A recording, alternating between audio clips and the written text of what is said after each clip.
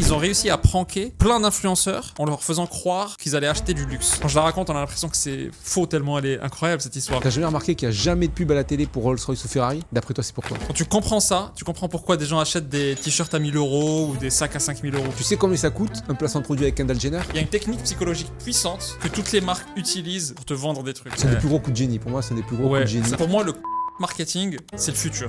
Tu peux pas passer à côté. Chaque fois que tu rentres dans un Ikea, tu te fais... Je t'arrête 30 secondes. Je suis Rassem Flazi, je suis fondateur de Legal Place. Aujourd'hui, c'est l'outil le plus utilisé et le moyen le plus simple pour créer une société en France. Un entrepreneur sur 10 crée sa boîte sur Legal Place. Si tu veux créer ta boîte, je t'ai mis un lien en dessous avec un code promo pour avoir une réduction. Comment ça va, Rassem? Très bien, et toi? Super bien. Je suis très content parce qu'on est déjà au 4e épisode de Business Class. Et en plus, les 3 premiers ont très bien marché. Bah grave. Ça fait plaisir. Et d'ailleurs, j'en profite. Si vous les avez pas vus, allez les voir. Et si vous ne pouvez pas les voir, j'ai une bonne nouvelle, vous pouvez les écouter. Parce qu'on est aussi disponible sur les plateformes de streaming, Apple Podcast, Spotify, Deezer. Sur le compte Rassem LP, Rassem Flazi, vous pouvez écouter tous les anciens épisodes. Donc j'étais content parce qu'aujourd'hui, c'est l'épisode sur le marketing. Qu'on nous a demandé d'ailleurs. Les gens nous ont beaucoup demandé. Je suis content parce que moi, c'est mon domaine de prédilection. Dans cet épisode, on va essayer de casser un peu les idées reçues sur le marketing. Parce que les gens s'imaginent beaucoup de choses, notamment que ça coûte de l'argent. Aujourd'hui, on va sortir plein de cas, plein d'histoires, de coups de génie qui ont coûté quasiment rien et que les gens peuvent répliquer chez eux.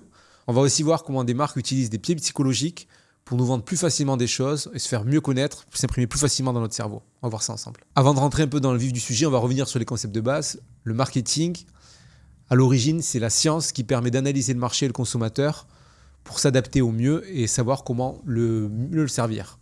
Moi, j'ai souvent tendance à le comparer à la séduction de masse. C'est-à-dire, il y a des gens qui t'intéressent, une personne qui t'intéresse, en l'occurrence ton consommateur.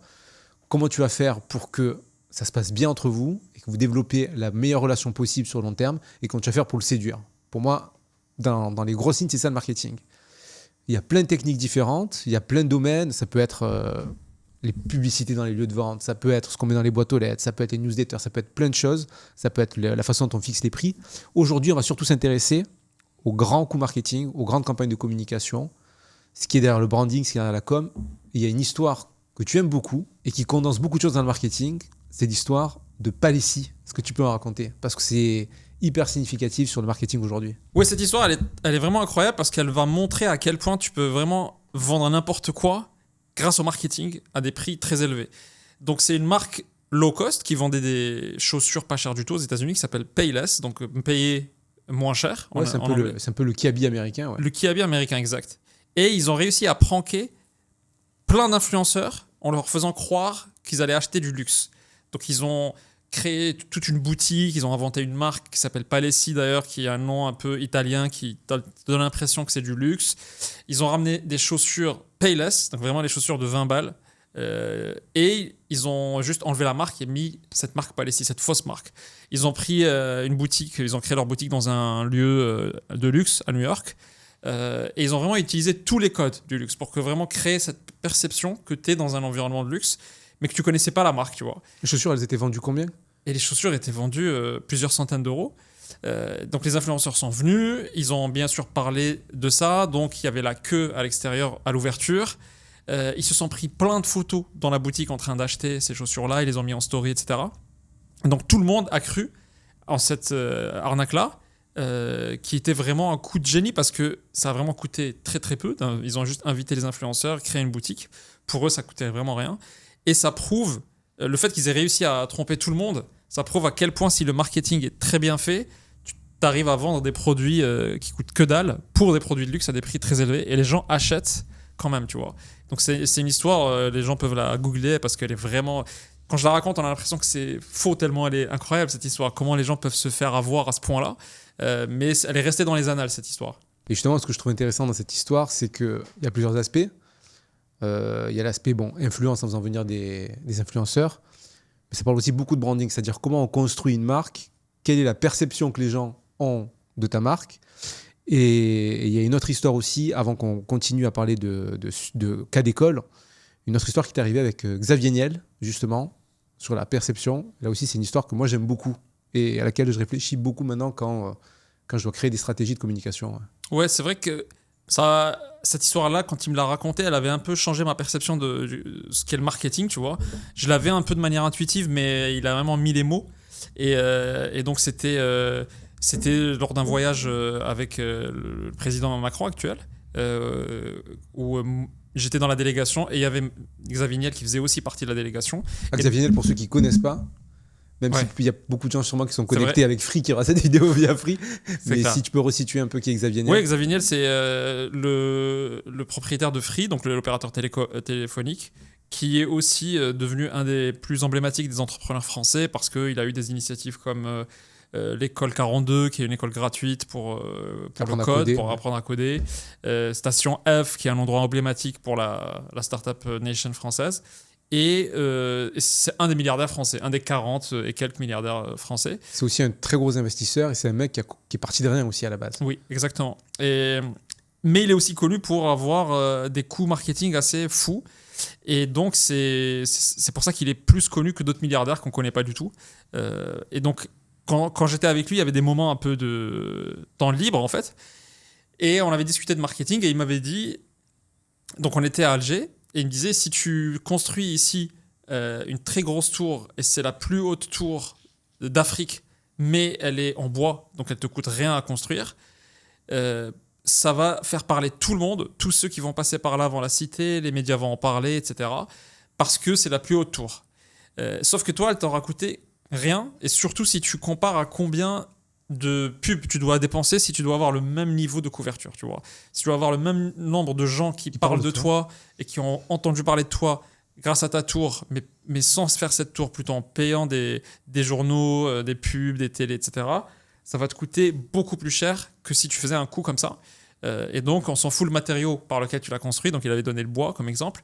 Du moment où tu arrives à la faire, c'est ce qui... Et donc, en fait, ça résume pas mal le marketing parce que c'est justement avec le marketing, on essaie de faire une couverture la plus grosse possible avec le capital le plus petit.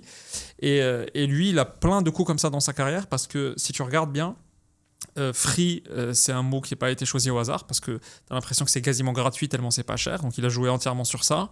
Tu vas avoir l'école 42 qui est une école gratuite exprès parce que ça fait du buzz de dire que c'est une école gratuite. Donc ça fait une pub énorme sur lui de dire qu'il a une école gratuite sans diplôme qui ne donne pas de diplôme. Donc toute l'école, toute la description de l'école, en fait, c'est du buzz. C'est fait pour buzzer, exploser. Pour être repris par les médias. Et c'est vrai qu'il est très connu pour un investissement faible, mais dont tous les médias parlent ensuite. Ouais. Exact. Et d'ailleurs, lui-même avait dit que... Il me racontait une anecdote en me disant il y a des magazines à Silicon Valley qui parlent de lui, alors que personne ne parle de lui aux États-Unis, il n'est pas connu, parce qu'il a fait Station F. Et l'école 42 plutôt, pardon. Parce que comme les Américains sont toujours choqués qu'il y ait des écoles gratuites, parce que pour eux c'est inconcevable qu'une école soit pas payante, c'était d'autant plus choquant qu'elle soit privée en plus, tu vois. Et du coup, il m'a dit, t'imagines, il y a même aux États-Unis des gens qui vont parler de moi, alors que tout ce qui me coûte, tout ce que ça me coûte, c'est une école à subventionner, en fait, tu vois. Donc, et ça permet de casser cette idée que si j'ai pas d'argent, je peux pas faire de marketing, donc je peux pas créer de boîte, tu vois. Bon, en l'occurrence, il avait un peu de fonds à la base pour investir. Oui. Mais ce qu'il faut garder en tête, cette idée de la grande tour en bois. Oui. On s'en fout que ça soit en bois. Il faut essayer de trouver le moyen de construire le truc le plus haut possible pour que ça attire l'attention des gens et que les gens en parlent. Exact. Et c'est pas grave si c'est fait avec du bois. Ils en parleront autant que si c'était la tour Eiffel ou autre. Exactement. Le marketing, c'est bien connaître ses consommateurs. C'est quelque chose aussi, toi, que tu répètes souvent aux équipes. C'est bien connaître le client, bien connaître le marché. Parce qu'il faut avoir le bon message aux bonnes personnes, au bon moment. On va parler de plusieurs exemples de gens qui ont réussi, d'autres gens qui n'ont pas du tout réussi, au contraire. Exemple type, Rolls-Royce, la marque de voiture la plus chère au monde. Et pourtant, on n'a jamais vu de pub à la télé, on n'a jamais vu de pub dans un magazine. Mais pourtant, il y a des gens qui achètent. On les voit nulle part. Mais c'est parce qu'ils ont identifié leur marché. Exact. Et ils parlent très précisément à ce marché-là. C'est vrai qu'avant peut-être de continuer sur les coups de génie qu'on va présenter, il y a beaucoup d'entrepreneurs qui se trompent parce que sur Legal Place, on en voit plein passer, qui créent leur boîte. Et beaucoup d'entre eux partent avec des cibles hyper large, tu vois. Donc quand tu vas leur demander quel est ton marché, ils vont te dire c'est tous les Français ou tous les entrepreneurs ou toutes les boîtes. Alors que plus ta cible est réduite, Précise. et précise donc, plus tu peux l'étudier et faire quelque chose qui la cible à elle en termes de marketing, en termes de produits, en termes de tout en fait, tu vois. Et tu peux pas réussir dans le business si tu ne connais pas intimement ta cible. Et donc l'exemple de Rolls-Royce le montre très bien parce que c'est bizarre qu'une boîte qui vaut des milliards où les voitures qui datent même d'il y a 40-50 ans sont encore en train de rouler et qui est aussi emblématique parce qu'on dit c'est la Rolls-Royce de quelque chose, tu vois. C'est devenu un terme dans le vocabulaire. C'est bizarre qu'on voit aucune pub de ça, tu vois. Et la simple raison, c'est qu'on n'est pas du tout dans la cible. La majorité des gens ne sont pas dans la cible de Rolls-Royce, donc elle ne va pas faire une pub sur une chaîne télé, sur TF1, tu vois. Du coup, elle ne va même pas être présente dans le salon de l'automobile, ce qui est incroyable. Parce que les gens qui achètent des voitures ne sont pas dans la cible de Rolls-Royce. Et ce qui est fascinant, c'est que tu vas la trouver dans la foire dans le salon des jets, parce que, donc, aux côtés des marques d'aviation qui vont vendre des jets, parce que c'est la population qui achète des jets qui va acheter des Rolls-Royce aussi. Donc tu vas la voir aussi parfois, que ce soit Rolls-Royce ou les autres marques de la même catégorie, tu vas les trouver. Je connais par exemple des gens qui font des meubles de luxe extrêmement chers, qui sont vendus dans aucun magasin, mais par contre sont présentés dans les foires d'art contemporain. C'est-à-dire quand les gens vont pour acheter des tableaux chez les collectionneurs. Chez les collectionneurs d'art, il y a des canapés et des fauteuils qui sont là et qui disent voilà, au passage, vous voyez. Qui sont pas des œuvres d'art pour le coup. Ils sont presque des œuvres d'art, mais ils sont tellement grands qu'en plus il faut avoir des maisons de dingue. Et donc ils savent que la cible c'est uniquement ces personnes, donc ils vont leur parler juste à eux et pas Exactement. ailleurs. Et tu as aussi les Ferrari et compagnie qui vont peut-être exposer dans les salons de yachts. Parce que ceux qui achètent des yachts sont ceux dans la cible. Et cette cible est très réduite en nombre. Donc tu ne peux pas dépenser de l'argent pour être visible auprès de millions de gens. Et en fait, il n'y a que 0,1% qui est intéressé. C'est une perte énorme d'argent. Donc tu dois vraiment aller dans les endroits où ces gars-là se trouvent. Un autre exemple dont on a parlé il n'y a pas longtemps, c'est Kendall Jenner et sa marque de tequila. Alors Kendall Jenner, star mondiale, une des personnes les plus suivies sur les réseaux sociaux. Et pourtant, chaque année, elle va faire des tournées dans les écoles de commerce et les écoles américaines en open bar où elle sert de la tequila. Oui. C'est un autre exemple qui, pour moi, est parfait parce que ça montre à quel point elle va très loin dans le ciblage de ses clients. Donc, c'est une marque qui veut être célèbre auprès de la population des étudiants.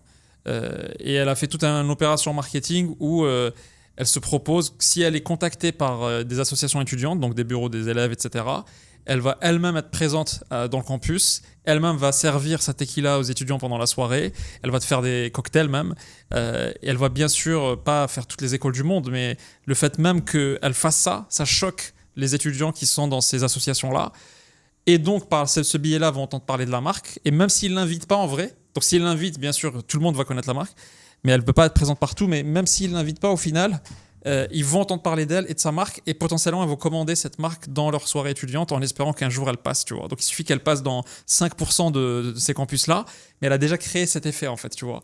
Donc c'est pareil, c'est une façon pour elle de trouver un moyen. Elle n'a pas budget illimité, même elle. Donc elle doit trouver des moyens très efficients, pas chers du tout, pour avoir un maximum d'impact, mais dans une niche très particulière. Et son calcul peut-être, c'est de dire que ces étudiants-là, une fois qu'ils auront consommé, ce sera leur marque de tequila après. Donc elle pourra attraper le marché par le bas et ensuite ils vont grandir avec cette marque-là, quoi. Donc bien connaître son marché, en l'occurrence, elle a vraiment ciblé les jeunes, les étudiants, et ensuite trouver des moyens très efficients, comme tu le dis, de maximiser l'impact. Là, pour le coup, elles offrent quelques bouteilles, elles se déplacent. Exact. Et ça coûte rien en publicité, ça coûte rien en achat d'espace. Sachant que l'exemple de tequila est intéressant parce que je pense qu'elle se distingue pas forcément par le goût. Et donc, c'est vraiment du pur marketing. C'est vraiment, tu mets n'importe quel tequila, mais tu mets sa marque. Les gens s'en foutent un peu du goût. Je pense qu'il y a peu de grosses marques où il y a vraiment un goût exceptionnel. D'ailleurs, il y a Pepsi à l'époque aux États-Unis qui avait fait des tests pendant des dizaines d'années pour prouver aux gens que ça avait un meilleur goût que Coca. Donc, ils faisaient des tests blind où les gens se fermaient les yeux et goûtaient et disaient « je préfère celle-là » et c'était Pepsi toujours. Et ça n'a pas suffi à Pepsi de gagner, tu vois, dans la bataille finale en marketing, tu vois. Donc ça prouve, l'exemple tequila est parfait parce que ça montre que le marketing seul, finalement, arrive à réussir, tu vois. Et en fait, elle pourrait vendre n'importe quelle autre boisson et le résultat serait le même en fait. Oui. Puisque ça repose vraiment sur le concept Oui, et sur clairement. la cible et sa personnalité à elle. C'est ce qu'on voit aussi avec l'exemple MrBeast qui vend du chocolat, tu vois. Donc, pareil, un produit où il suffit qu'il soit assez bon pour que les gens ne soient pas dégoûtés, mais les gens achètent que sa marque. Donc, le fait qu'il soit hyper connu aux États-Unis, qu'il place tout le temps cette marque-là dans ses vidéos, fait que ça devient une marque établie. Donc, les gens s'habituent à ce goût de chocolat. Et même après, quand il arrêtera de faire ses placements, ils vont continuer, ça sera leur marque de chocolat. Ils vont continuer à le consommer après, tu vois. En France, on a le même exemple avec Mr V avec sa pizza, ou les influenceurs qui lancent des marques de burgers sur les dark kitchen et qui font des cartons justement parce que ça repose sur leur marque à eux, leur propre branding, leur personnalité. Donc là, on vient de voir qu'il faut vraiment s'intéresser à sa cible, bien comprendre qui elle est. Et une fois que ça s'est fait, il y a une autre étape qui suit, c'est identifier le problème de ces gens et voir comment le résoudre. Le fait de connaître très bien ta cible te permet de savoir où la trouver, quel message, comment l'attirer. Mais ça te permet déjà à la base, quand tu lances ton business, de savoir quel service, quel produit tu vas créer pour répondre à leurs problématiques, tu vois. Un exemple qui est hyper inspirant sur ça, c'est un mec qui a remarqué une fois que les gens qui achetaient des Red Bull, ils avaient une tendance, c'est qu'ils en prenaient que la moitié et ils jetaient l'autre moitié, tu vois. Et donc, en fait, il s'est dit, OK, ces gars-là ont besoin que d'un petit boost d'énergie, ils n'ont pas besoin de toute la bouteille. Et donc, il a créé juste un truc très bête. Il a créé la même chose, mais c'est une sorte de faux Red Bull. Et la bouteille faisait la moitié. Et il a appelé la marque Boost de 2 heures. C'est-à-dire que les gens, ils voulaient juste un boost de 2 heures d'énergie et passer à autre chose après. Et la marque a très bien fonctionné. Elle a répondu à un vrai besoin. Et parce qu'il a vu chez les consommateurs de l'énergie, de cette boisson d'énergie, qu'il y avait ce sous-besoin, tu vois. Il y avait une niche dans la niche quelque part. Là, on a vu un exemple qui nécessite du développement de produits, même si c'est pas grand-chose, mais vraiment, le marketing, c'est ça, c'est l'observation de la cible. Et là, avec juste un investissement minime, juste en répondant très concrètement et de façon très basique à un besoin, la demi-dose et le message, il a fait exister une marque tout seul. De zéro. Ouais, de zéro. Est-ce que tu as des idées aussi d'exemples qui, là, ont bousculé, qui ont généré des revenus de dingue, mais avec un investissement zéro en produit, quoi? Ouais, il y a un exemple qui m'impressionne à chaque fois que je répète à nos équipes chez Legal Place dans le produit, pour vraiment illustrer à quel point le fait d'étudier ça peut ramener des idées incroyables, c'est les cocktails dans les menus de bar. Parce que jusqu'ici, les cocktails, c'est déjà un produit à grosse marge. Donc c'est hyper intéressant pour un bar de vendre les cocktails. Et en fait, ils ont remarqué qu'il n'y avait que des femmes qui achetaient. Donc il y avait la moitié de la cible, enfin la moitié des consommateurs qui n'achetaient pas. Donc les mecs, certains se sont intéressés de très près à ça.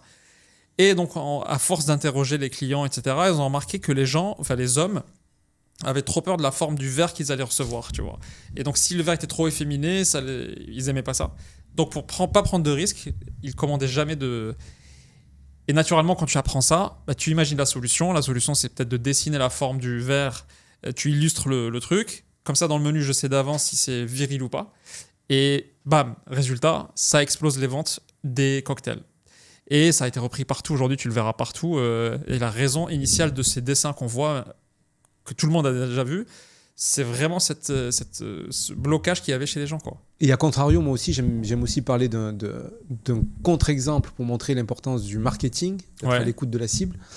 C'est des exemples d'échecs cataclysmiques. Tu vois, je pense à 2 marques de technologie. Je pense à BlackBerry, je pense à Kodak, qui n'ont pas écouté leur marché. Notamment Kodak, où en interne, il y avait des gens qui leur disaient, si on a observé le marché, on a découvert même en interne une technologie qui permet de faire de la photo numérique. À l'époque, Kodak, c'était de la photo argentique. Ils étaient archi numéro 1 dans le monde entier sur les appareils, sur les Domination totale. Domination totale, 80% de part de marché. Et ils ont dit non, on ne croit pas aux évolutions du marché, on ne croit pas aux évolutions des consommateurs. L'électronique, le digital, on n'y croit pas trop. Et en quelques années, ils sont devenus... ils ont déposé le bilan. Ils ont dû complètement se réinventer. De monopole à sortie du marché en entier. Complètement sorti. Et donc, c'est vraiment essentiel d'être constamment à l'écoute du marché et des consommateurs, surtout dans les messages et même dans les produits comme on vient de l'évoquer. On va parler aussi maintenant de techniques pour des gens qui n'ont pas de budget pour communiquer. On va passer à un domaine que j'aime beaucoup, moi, c'est...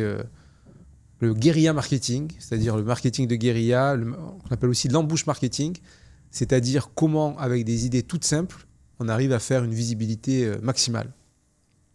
Peut-être sur les exemples de style Kodak et BlackBerry, une chose à dire parce que on a l'impression que comme Kodak, c'est un exemple qui a été répété beaucoup de fois dans les conférences, dans les podcasts, etc. En fait, ça arrive tous les jours, ce truc-là. C'est pas Kodak, c'est juste hyper emblématique parce qu'il y a des traces d'un vrai salarié chez eux qui avait vraiment proposé de faire exactement ce qui a tué Kodak, et Kodak a refusé en interne de le faire.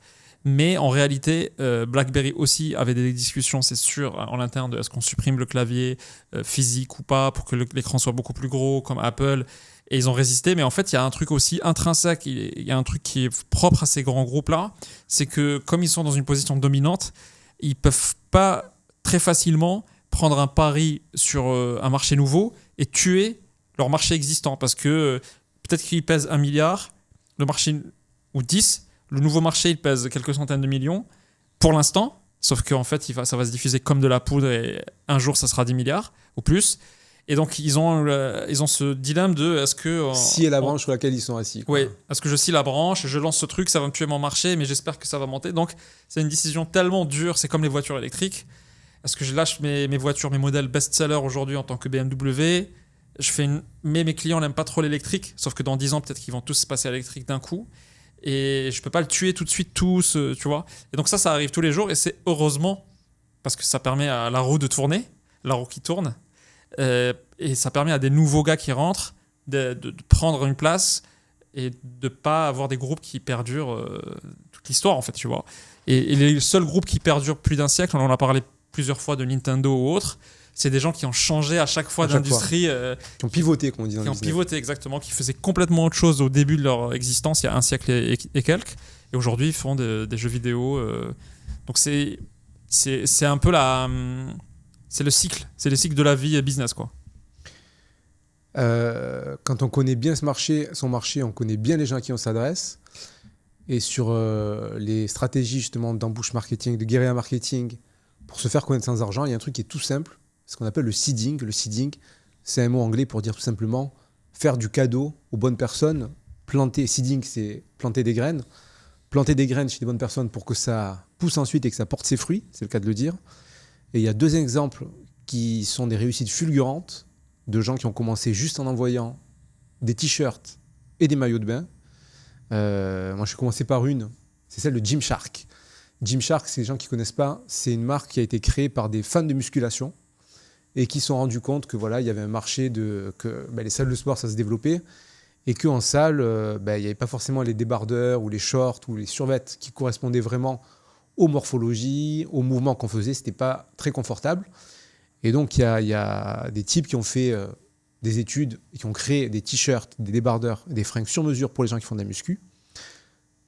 Pour se faire connaître, ils en ont envoyé à des athlètes, enfin des gens qui faisaient de la salle, des influenceurs qui étaient très connus. Et en fait, juste en faisant ces envois, en apparaissant dans les stories des gens, en apparaissant sur les posts, ça a pris une ampleur phénoménale et c'est devenu aujourd'hui la référence des marques d'habits de muscu, quoi. Et ils ont créé un nouveau segment qui n'existait pas avant. Et il y a un exemple qui est encore plus fou de seeding, c'est celui de Kendall Jenner. Je sais que tu l'aimes beaucoup celui-là. Ouais. C'est vrai que c'est un exemple qui est choquant et je pense que ça fait partie des exemples où il faut googliser pour le croire. C'est un des plus gros coups de génie. Pour moi, c'est un des plus gros coups de génie. C'est un des plus gros coups de génie marketing où des gens qui ont créé une marque de vêtements se sont dit comment avoir un placement de produit d'une des plus grandes célébrités au monde, donc Kendall Jenner. Encore elle. La vendeuse de tequila. Exactement, c'est vrai. Et donc ils se sont dit ça doit coûter très cher si on le prend avec son agent et qu'on la contacte à l'ancienne. Donc ils se sont dit comment on peut pirater le truc, quoi. Et ils ont une idée de génie, c'est qu'ils ont contacté, donc ils ont fait un énorme travail de recherche, ils ont contacté toutes ses copines via Instagram. Ils savaient qu'elle allait se rencontrer avec elle, etc. Les filles avec qui elle passait du temps, avec qui elle traînait, quoi. Les filles avec qui elle traînait. Exactement. Donc ils ont vraiment listé tout ça et ils se sont dit on doit les équiper toutes de notre maillot de bain qu'on a sorti, de sorte à ce que s'ils se rencontrent, elle soit la seule à ne pas l'avoir. Et du coup, qu'elles se sentent un peu exclues du truc. Donc, ils ont vraiment contacté tout le monde, une par une. Ils ont trouvé leur adresse, ils leur ont parlé, ils leur ont envoyé ça en mode cadeau, en mode échantillon, quoi.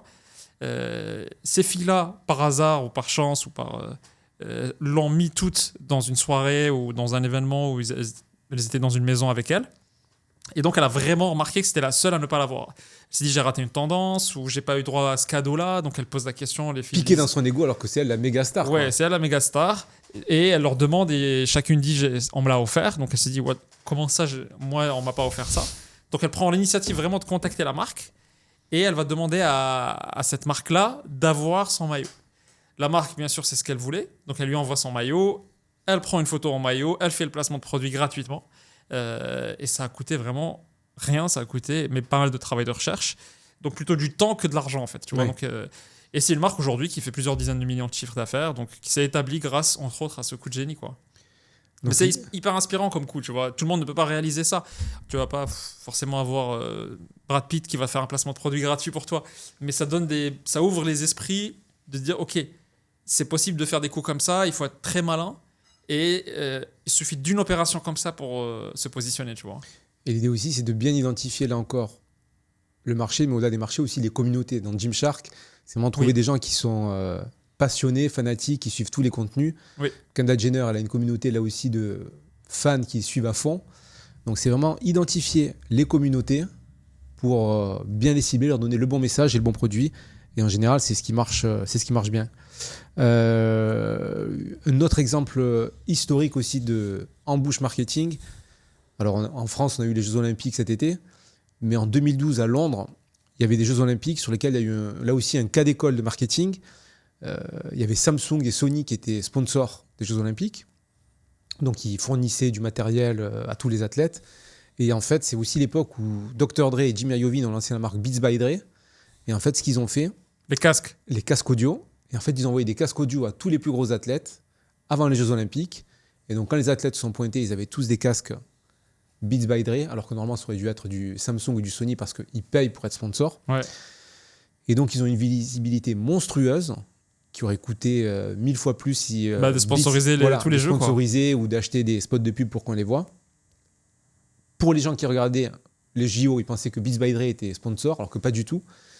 Et là aussi, un cas juste de seeding, donc de placement de produits et d'envoi à des gens très ciblés à un moment précis. Ça a cartonné. Et en fait, Samsung, ça leur a aussi un peu servi de leçon. Parce que, alors cette année, ils étaient sponsors principaux des Jeux Olympiques de Paris, mais ils ont aussi offert, je crois, 30 000 téléphones. Tu as vu les téléphones pliants là, à tous les athlètes, en imposant que quand ils gagnent avec une médaille d'or, ils prennent un selfie. Okay. Et donc pendant tous les JO, je ne sais pas si vous avez remarqué, tous les athlètes avaient le téléphone, ils prenaient.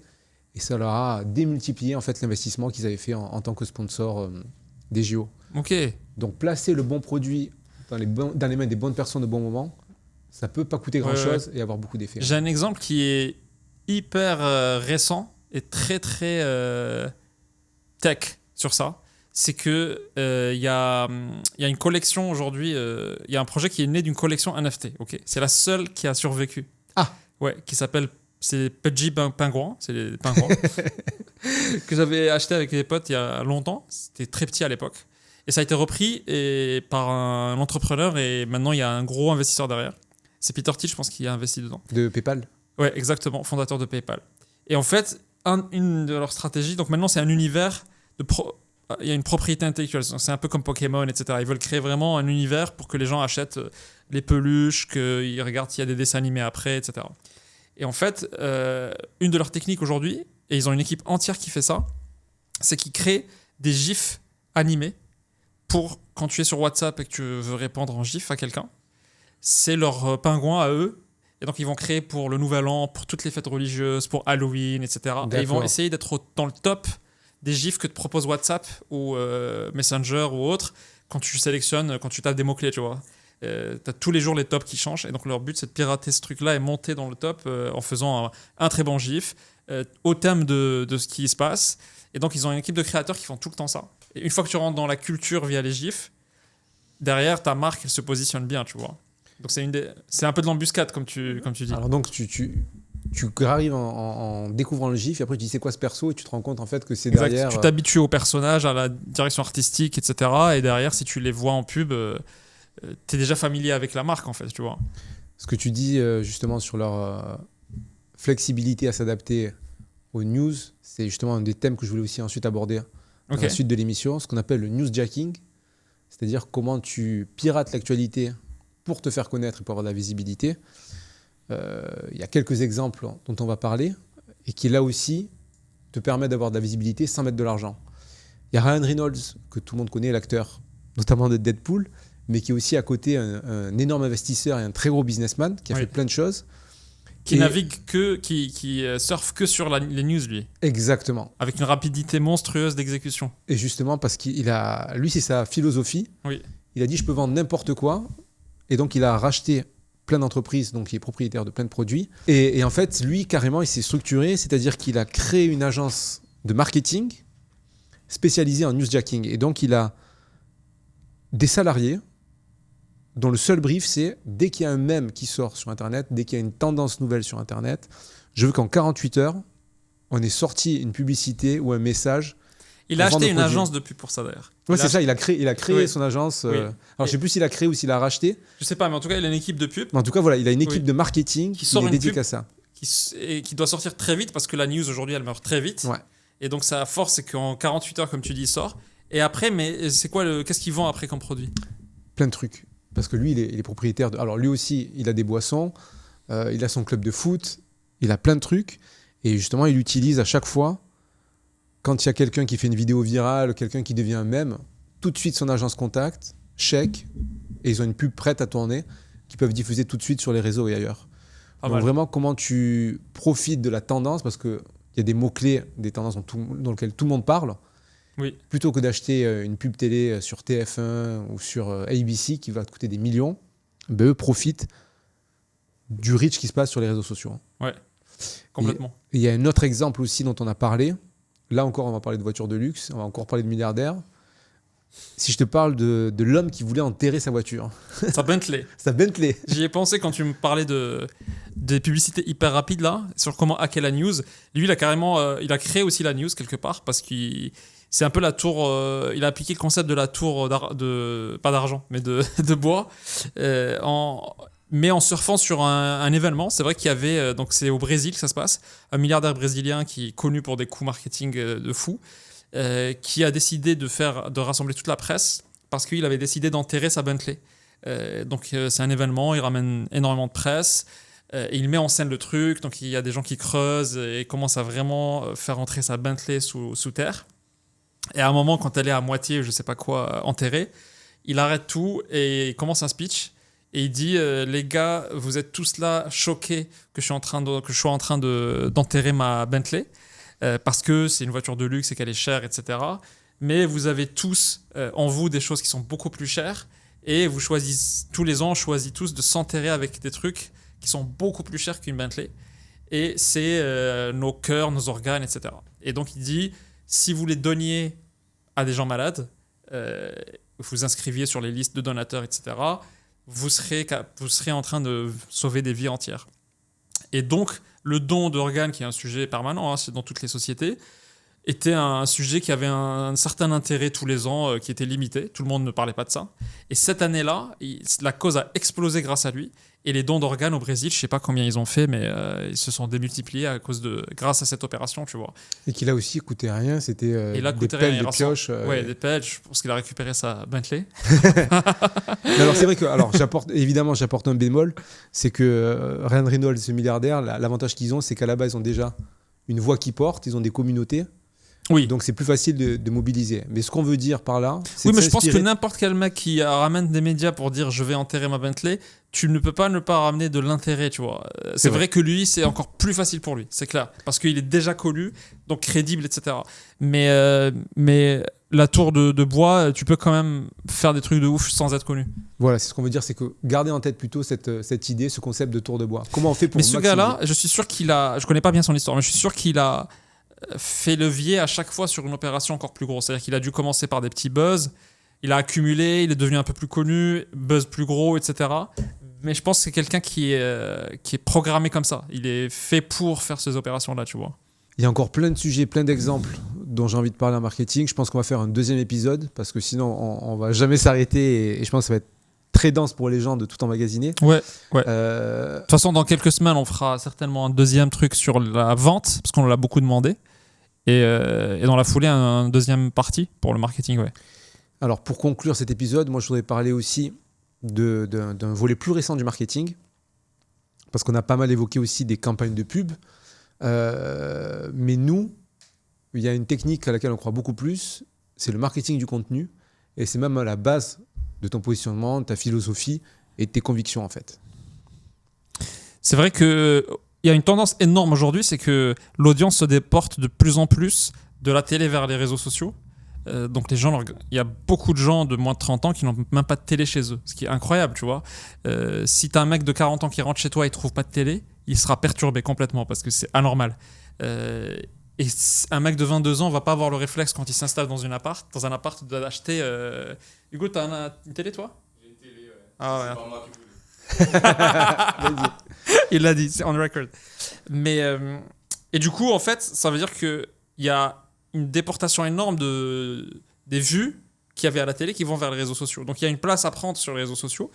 Et si la personne a une marque à faire vivre, etc., et qu'elle prend la place et qu'elle commence à être faire partie du show sur les réseaux sociaux, c'est sûr que tu vas avoir une partie de l'attention. Et tout ce qu'on fait, c'est une bataille pour l'attention, en fait, tu vois. Donc, dans la logique de seeding, de planter des graines que tu disais tout à l'heure, et dans la logique de donner avant d'attendre de recevoir, la création de contenu est parfaite sur ça, parce qu'il y a une place énorme à prendre sur toutes les verticales, quel que soit ton métier, et il n'y a pas de contenu encore sur ce que tu fais. Pour ta cible, elle manque encore de contenu parce que de qualité. Peut-être qu'elle en a un peu sur LinkedIn, mais elle ne va pas en avoir sur TikTok, elle ne va pas en avoir sur YouTube, peut-être pas sur Instagram, etc. Et puis surtout, chacun a une vision, chacun a une personnalité, Exactement. chacun a quelque chose à proposer. Chacun, exactement. Et tu as une voix, tu as un message à porter. Il y a une chance énorme aujourd'hui, tu n'as pas besoin de connaître des gens à la télé pour passer, parce que c'est beaucoup plus démocratique. Si ton contenu a de la valeur, il sera poussé par l'algo. Et donc, le marketing par le contenu, c'est le futur du marketing pour nous. Enfin, moi, j'y crois à fond. MrBeast, c'est un exemple incroyable sur ça. On en a parlé tout à l'heure en parlant de sa marque de chocolat.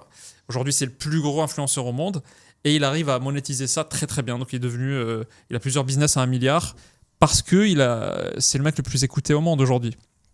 Et donc, il y a un sage qui m'a dit une fois, les gens n'achètent pas une marque, ils achètent à une personne. Donc, en fait, l'intérêt aussi, c'est de donner un visage à la marque parce que c'est beaucoup plus simple de créer un attachement envers une personne vraie, physique, qu'envers un truc abstrait qui est une marque, tu vois. Et donc, toutes les marques traditionnelles vont avoir des concurrents qui seront incarnés par une personne. Et d'ailleurs, si tu regardes le nombre de followers de Elon Musk, qui est un des plus gros représentants de cette tendance que je décris là de marketing par le contenu, tu vois à quel point il tweet toute la journée. Parfois, on se demande comment il travaille s'il tweet autant, en fait. Parce qu'en plus, il a pas qu'une boîte, il a plusieurs boîtes. Ouais, en plus, il a plusieurs boîtes. Donc on l'aime ou on l'aime pas, mais il a des boîtes monstrueuses. Mais le nombre de followers de Elon Musk est largement plus gros que le nombre de followers de toutes ces marques réunies. Tesla, SpaceX, les gens connaissent, et X, etc. Les gens le connaissent lui, beaucoup plus que ses marques. Et d'ailleurs, il y a des gens, je pense, qui savent même pas trop ce qu'il fait, mais ils connaissent Elon Musk. Et ça montre à quel point c'est plus facile de créer l'attachement envers lui qu'envers des marques abstraites, parce que aujourd'hui, tu peux ne pas avoir de voiture, ne pas aimer les voitures et ne pas t'intéresser à l'espace, mais tu vas le connaître quand même et tu vas t'intéresser à son avis sur tout, en fait, tu vois. D'ailleurs, il se lance en politique, comme on est en train de le voir là, tellement il est connu. Mais donc, ouais, le marketing par le contenu, c'est encore un truc où il y a peu de gens relativement à tout ce qui peut être fait et sur lequel nous, on a fait beaucoup de travail. D'ailleurs, ça fait partie, ce qu'on fait là, fait partie de cette stratégie, en disant que comme Legal Play, c'est l'outil le plus utilisé aujourd'hui pour créer une boîte en France, notre cible, c'est les entrepreneurs. Et on veut créer une communauté autour de la marque pour donner un maximum de valeur pour les gens qui se lancent. Donc, on leur donner des outils, les Exactement. expliquer. C'est pour ça qu'on vend, j'avais oublié de le dire au début, on vend pas de formation. Mais je pense qu'il faut qu'on le dise dans les prochains épisodes parce qu'il y a plein de gens qui commentent sur ça en disant est-ce qu'il y a une formation, machin. Et d'ailleurs, s'il y a des gens qui vendent une formation en notre nom, c'est du fake. Il y a plein de gens qui ont des faux profils de moi ou de Legal Place qui vendent ça. Et la logique, c'est que nous, on fait du contenu pour que ça soit le plus diffusé possible et que si les gens veulent créer une boîte un jour, bah, ils pensent à nous, quoi. C'est un peu la stratégie Legal Place et on a réussi quand même en 1 an et quelques à avoir le compte business qui a le plus de croissance en audience sur toute la France. Donc ça montre quand même qu'il y avait un vrai besoin, quoi. Et donc la conclusion, c'est de dire qu'on peut être inspirant et créer de la sympathie pour une marque ou une personne sans avoir beaucoup de budget, en l'occurrence un micro, une petite caméra, Là, c'est de mieux en mieux. On a de plus en plus de caméras et de micros. Quand on avait commencé, c'était une salle de réunion des locaux de Legal Place en fait. C'est moche, hein. Ouais. C'était très moche, ouais. Mais on a aussi, Quand on les regarde maintenant, ça nous fait peur, mais on a upgrade, on a petit à petit upgrade. Et on a aussi Hugo. Hugo Oui. qui fait beaucoup de choses. C'est Ses vrai. vidéos. On n'a pas du matos incroyable comme peuvent l'avoir certains, mais on a des très bonnes idées, je pense. On a beaucoup de créativité. On essaie. On La essaie. débrouillardise. Mais voilà, on a plus de 600 000 followers aujourd'hui sur les réseaux. En un an et quelques, c'est quand même une belle réalisation. Et je pense que les gens connaissent maintenant moi ou la marque, ou les deux en même temps, beaucoup plus qu'avant en fait. Et on est passé sur des belles émissions après, etc. Donc, marketing de contenu, c'est l'avenir. Ça coûte pas grand-chose. Nous, on a vous des encourage à caméras, faire ça. mais tu peux le faire avec iPhone en vrai. Ouais. Et ça existe, il y a plein de gens qui ont démarré qu'avec leur iPhone. Mais il faut mettre le temps qu'il faut dessus. Je pense que c'est la règle ce qu'on avait dit la dernière fois, des Miller, quoi. Il faut passer du temps dessus pour être un peu mieux ou beaucoup mieux que les autres. Mais une fois que ça marche, le retour sur investissement est énorme. Bon, je crois que c'est la fin de l'épisode parce qu'on a déjà beaucoup parlé. Surtout, on a fait un gros aparté à la fin. Ouais. Merci Rassem. On se retrouve très bientôt pour d'autres épisodes. Sûrement une deuxième partie sur les techniques marketing, sur les biais psychologiques. N'hésitez pas à nous dire en commentaire s'il y a d'autres sujets que vous voulez qu'on aborde. Si vous avez des suggestions aussi, abonnez-vous, likez, comme disaient des youtubeurs. Et puis, à très bientôt. Et vous pouvez nous écouter sur les plateformes de podcast. Ouais. C'est très pratique pour beaucoup de gens. Donc, Spotify, Deezer, Apple Podcast. on est dessus. Top. Merci Merci Anthony. Rassem.